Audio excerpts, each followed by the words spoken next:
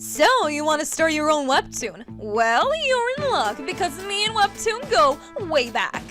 As in, I started posting my series The Raven and the Reaper on Webtoon Canvas back in 2020. Which might not seem like a lot, but 3 years is nothing to sneeze at. Over my time posting on the platform, I've gone through many trials and errors. I make the mistakes, so you don't have to. So this video will be just that, stuff I learned over my time posting on Webtoon Canvas with some tips and advice sprinkled in. With all that being said, let's get into it.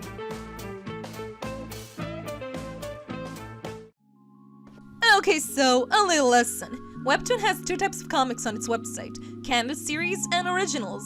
Originals are comics produced by the company itself, while the Canvas site is a free publishing platform for anyone who wants to set their ideas free. But listen, many of these self-published Canvas series do get picked up by Webtoon to become originals. Got it? Got it. It's a dream of many Canvas creators to someday become originals. And while it does happen, there's a lot of Canvas series out there. There's no shame in being ambitious, but don't let becoming an original be your driving force for making a comic. Why are you looking at me like that? I'm not guilty of this. Listen, I want to become an original too, but it's not my driving force. As for making the comic itself, it's best to come in prepared with references, concept art, a plan, an outline. Oh god, don't be like me and just jump into it with no plan to speak of. 2 times in a row. Yeah, this is why my comic has been on a hiatus for some time now. Honestly, the best advice I can give you is, if you're like me and dread opening a new blank Google Doc to start writing that outline, just make a Google Slides presentation, or a mind map, or a Pinterest board. Hell, I've recently discovered Milanote, which allows you to copy-paste any image you find on the internet onto a board and add notes and stuff. Super useful. We all have different creative workflows, and one shoe size doesn't fit everyone. Now, outlining is hard, I know. If you're struggling to figure out how to do it, I personally like to break my story into its bare essentials by writing out a logline. A logline is a one-sentence description of your story. Yes, really, you gotta put it all into one sentence.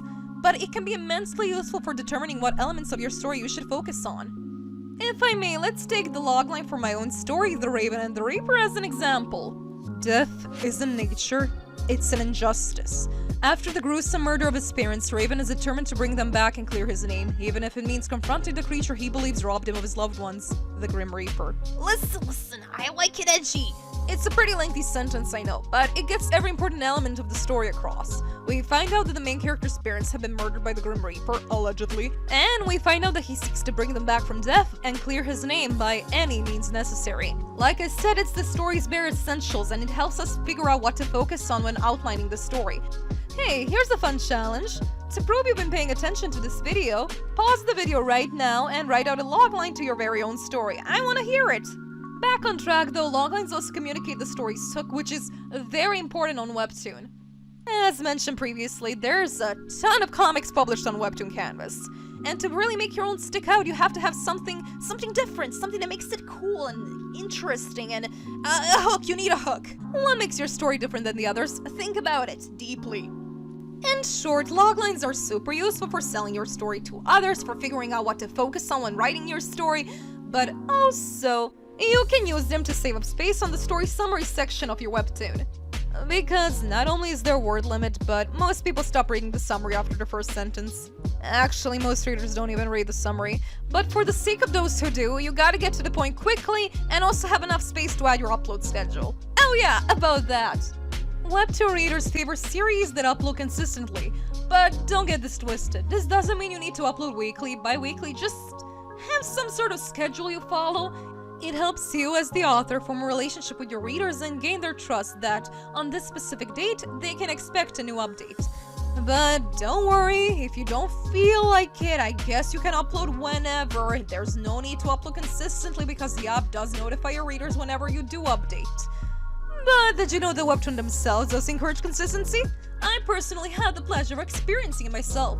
Webtoon put my series on the front page of the app while I posted consistently, and this happened a couple of times. Oh yeah, I didn't tell you about that. You see, Webtoon promotes many different Canvas series on the front page of their app. Pretty exciting! But there is really no cheat code for getting onto the front page, so don't expect too much.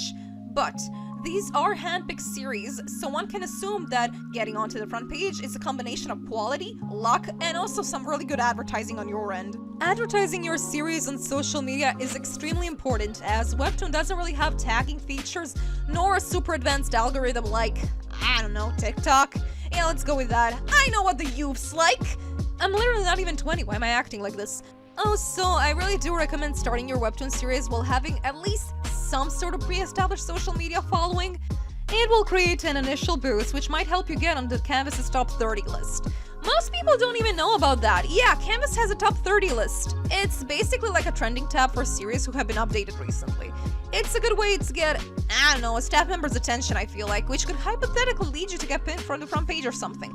But it's not guaranteed. Also not proven. This is just my speculation. In any case, there's a lot of different ways to get eyes on your series. Of course, there's social media advertising, but Webtoon themselves actually have an official Discord server for Canvas creators to chat, learn from each other, form friendships. Goddamn, that's so wholesome. Though you have to have at least 3 episodes posted before you can gain access to the server. So, you got your logline, your outline, and oh god, I didn't mention the genres. Yeah, I suggest looking into what genres Webtoon has if you're still in the brainstorming phase, because when you publish on Webtoon you can pick 2 genres, a primary and a secondary genre. The primary genre is obviously more important, as it's the only one visible on the app, which is what most Webtoon readers use. In any case, let's talk about the art side of things. Webtoon favors digital scroll format comics compared to traditional page comics. So that's something to keep in mind. When it comes to the scroll format itself, I do have a few tips. For starters, you need to know how to space out your panels. The empty white space between the panels is not only there for aesthetic purposes, it's also used to signify the passage of time. Dialogue-heavy scenes, for example, tend to be more spaced out to once again signify the passage of time, but also set the mood and atmosphere, while action scenes, on the other hand, due to how adrenaline rush-inducing and fast they are, tend to have their panels more close to each other. When it comes to paneling, I also recommend implementing the zigzag panel technique. What else? Well, in general, you gotta use shortcuts. You don't want your wonderful wrist breaking, do you? So there's no shame in tracing over 3D models using 3D backgrounds, assets, fancy decoration brushes, and so on and so forth. I really do recommend getting Clip Studio Paint if you want to make a webtoon. It's by far, in my opinion at least, the best program when it comes to making comics. Oh, so let's not forget about speech bubbles. You need to make sure the text isn't too small and that it's readable from a mobile device, as again, that's what most people who read webtoons use. This might seem obvious, but I've actually made this mistake myself when I started making my webtoon. Okay, so now you have all the basics covered. Let's talk about uploading the episodes. Uploading episodes on Webtoon itself is pretty simple. You just need a summary, a genre, or 2 if you're feeling spicy, a square thumbnail and a vertical thumbnail. Make sure you make them the right size, and I also recommend using the JPEG format for them so the file size isn't too big. When uploading the actual episodes, you have 2 options. You can either have Webtoon itself slice the episodes into pages for you, or you can do it on your own in Clip Studio Paint or some other program. Webtoon pages are supposed to be 1200 pixels in height and also 800 pixels wide. But if you're like me and prefer working on a bigger canvas, you can make them a bigger size and then scale them down afterwards when it comes time to actually pose them. What about money? I want to make money! Ah, of course. How could I forget? With money, anything can be settled. Long live capitalism. That's a joke. Please don't take it seriously. Most Webtoon Canvas creators have a Patreon, you see, and some make bank. So even if Webtoon themselves don't pick you up to become an original, you can still get that coin, even if you have a really small audience. It just matters how you advertise yourself and what you offer on your Patreon. Early access, works in progress, and exclusive work tend to do the best. Also, spicy art, if you know what I mean. But that's not the only way to earn money. You can also earn money from Webtoon ads. You just gotta reach 1k subs and 40k monthly page views to join the program. Yeah, that's kind of unachievable for most people. And also, Webtoon has to approve your series before you can earn anything. Am I missing something? Well, there's also the community aspects of posting on Webtoon, like comments, creator profiles, which are kind of like a little social media feed for Webtoon creators. They're relatively new, but pretty cool. So that's some fundamental stuff you should know before you start working on your Webtoon. I hope this was helpful, even if it was a little basic. But hey, it's the fundamentals. I can talk about more advanced stuff some other time. In any case, I'm once again asking you to check out Webtoon. And Webtoon Canvas, come on, support independent creators. And maybe consider posting your own comic on there if you're looking for a platform. Link to the site will be in the description. Alright, that's all from me. Bye-bye!